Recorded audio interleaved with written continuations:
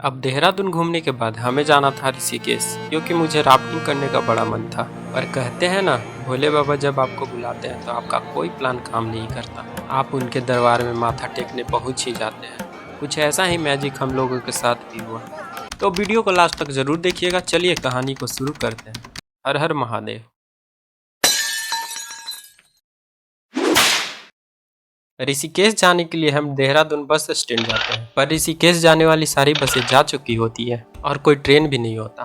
अब हमारे पास बस एक ऑप्शन बचता है, हरिद्वार जाने का, क्योंकि हरिद्वार से ऋषिकेश बस 26 किलोमीटर ही पड़ता है और वहाँ से काफ़ी बसें चलती है। तो रात का डिनर कर हम हरिद्वार के लिए ट्रेन लेते हैं और रात के करीब 1 बजे हरिद्वार पहुँचते हैं।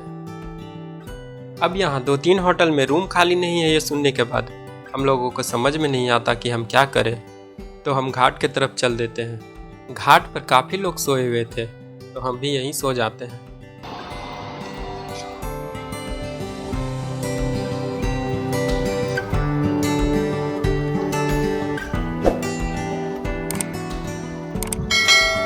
सुबह उठकर हम गंगा जी में डुबकी लगाने जाते हैं।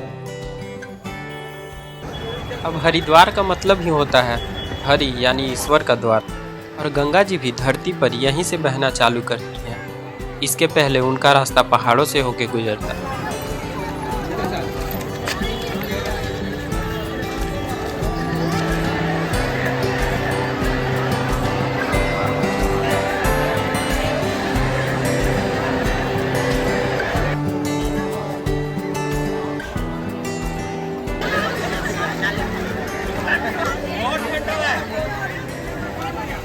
तो यहाँ डुबकी लगाने का अलग ही महत्व है।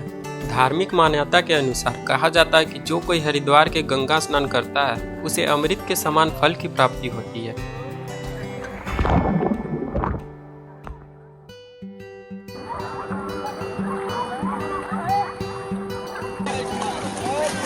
One, two, three.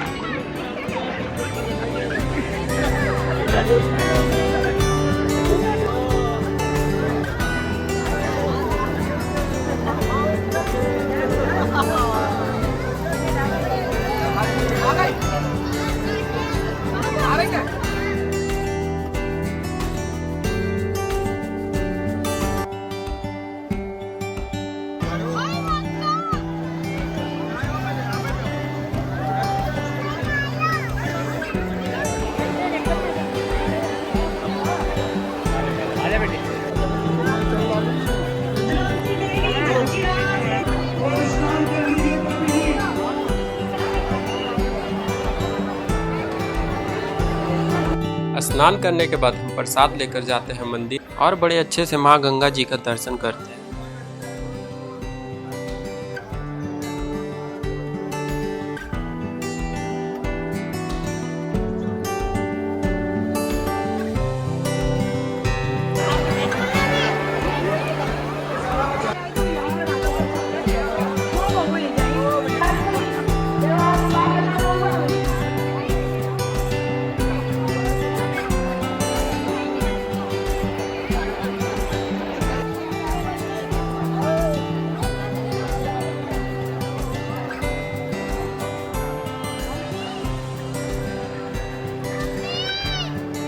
अब मंदिर से निकलकर हम नाश्ता करने एक होटल में जाते हैं और वहाँ एक लड़का आता है जिसे हम जानते भी नहीं थे, और वो हम लोगों से पूछता है, केदारनाथ जा रहे हो क्या? अब ये सब कॉन्वर्सेशन का मेरे पास तो विजुअल नहीं है, पर पता नहीं क्यों उस अनजान लड़के से बात करके हम लोग ऋषिकेश का प्लान ड्रॉप करते हैं और केदारनाथ के लिए बस का पता करने बस स्टैंड चले जाते हैं, जो कि स्टेशन के ठीक सामने है। अब बस स्टैंड में काफ़ी पता करने पे हमें कोई बस नहीं मिलती, क्योंकि सारी बस बुक थी। बस स्टैंड के बाहर ट्रेवल एजेंट से पता करने पे हमें 4 टिकट मिल ही जाती है, जो कि आखिरी थी। प्रॉब्लम सिर्फ इतनी नहीं थी, केदारनाथ जाने के लिए आपको रजिस्ट्रेशन करवाना होता है, और हम सब तो अचानक से जा रहे थे। ट्रेवल एजेंट से बात करने पे वो बताते हैं कि जहाँ हमें बस छोड़ेगी वहाँ भी रजिस्ट्रेशन होता है। तो फिर क्या, रात स्टेशन पे बिताने के बाद सुबह 5 बजे हम बस पकड़ते हैं और लगभग 5:30 बजे हमारी बस खुलती है हरिद्वार से सोनप्रयाग के लिए। अब हमारी यात्रा स्टार्ट हो चुकी थी केदारनाथ के लिए। वैसे तो हमारी यात्रा हरिद्वार आते ही स्टार्ट हो गई थी, पर तब हमें पता कहाँ था। अब जैसे ही हमारी बस ऋषिकेश पार होती है, वैसे ही सुंदर घाटियाँ दिखना स्टार्ट हो जाती हैं।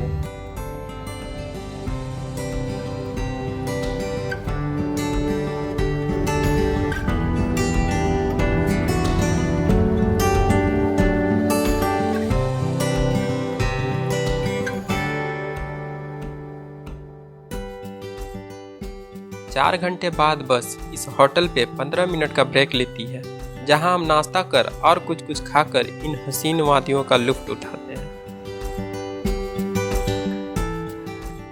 यहाँ से बस निकलने के बाद तो इतनी खूबसूरत दृश्य दिख रही थी, हमें समझ में नहीं आ रहा था कि देखे तो देखे किधर।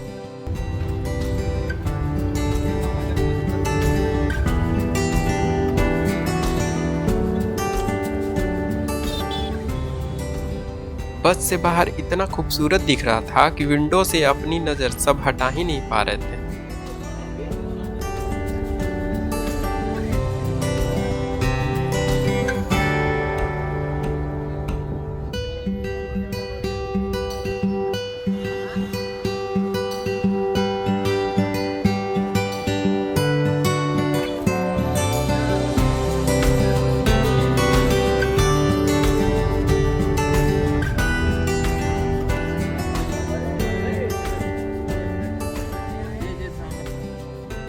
नेचर के सुंदरता का आनंद लेते हुए हम पहुंचते हैं सोनप्रयाग। अब सोनप्रयाग पहुंच के सबसे पहला काम हम रजिस्ट्रेशन का पता करते हैं, पर यहाँ रजिस्ट्रेशन बंद था और एक पुलिस वाले अंकल बताते हैं कि मंदिर के बाहर भी रजिस्ट्रेशन होता है। तो हम सोनप्रयाग में ही एक डॉर्मेट्री में रुकते हैं और खाना खाने एक लंगर में जाते हैं। यहाँ खाना काफ़ी स्वादिष्ट था।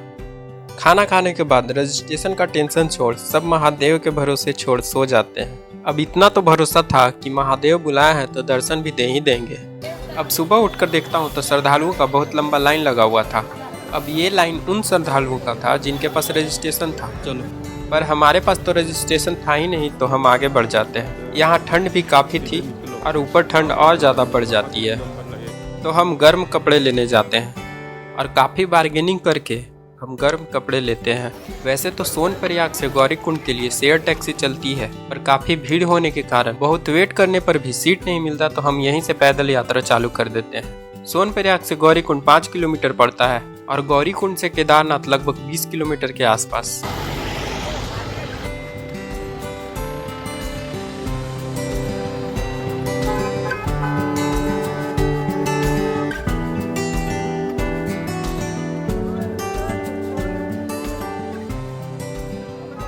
तो महादेव का नाम लेकर धीरे धीरे आगे बढ़ते हैं। हम लोग अभी गौरीकुंड पहुंच गए हैं। अब जैसे ही गौरीकुंड पहुंचते हैं, बास्केट लिए ढेर सारे व्यक्ति दिखते हैं जो कुछ पैसे लेकर अपने जितना वजन पीठ पर लाद कर रोज चढ़ाई करते हैं। भैया का पैर पूरा स्ट्रांग होगा, है ना पूरा।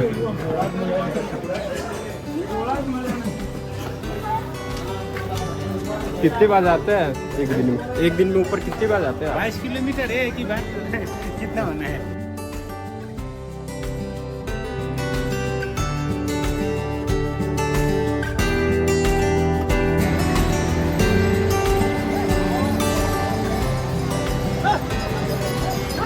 छोटे छोटे बच्चे भी पैदल ऊपर चढ़ाई कर रहे थे।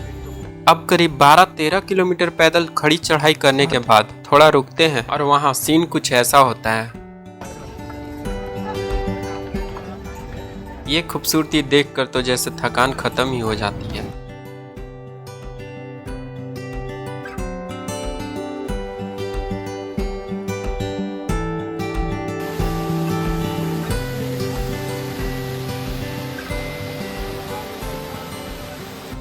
अब 20 वाला पानी बोतल 60 का मिल रहा था, तो हम लोग नेचुरल पानी पीते हैं और कुछ खाकर अपना यात्रा कंटिन्यू करते हैं।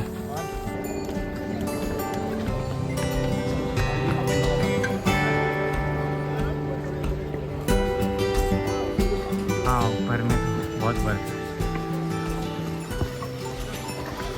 पर नीचे तो चलते चलते गर्मी लग रहा है और जैकेट खोलने पे ठंडा लगने लग रहा है। तो हम करे तो करे क्या, बोले तो बोले क्या, पहुंचना तो है ही। इन लोग ही के मज़े हैं, लेकिन क्या ही मज़े हैं।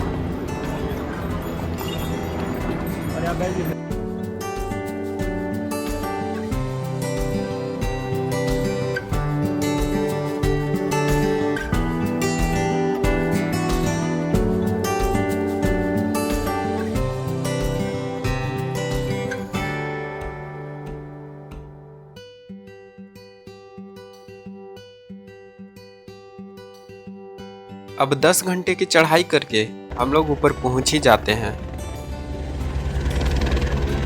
और बिना रजिस्ट्रेशन के दर्शन करने के लिए टोकन भी बड़े आसानी से मिल जाती है। तो हम प्रसाद लेते हैं और दर्शन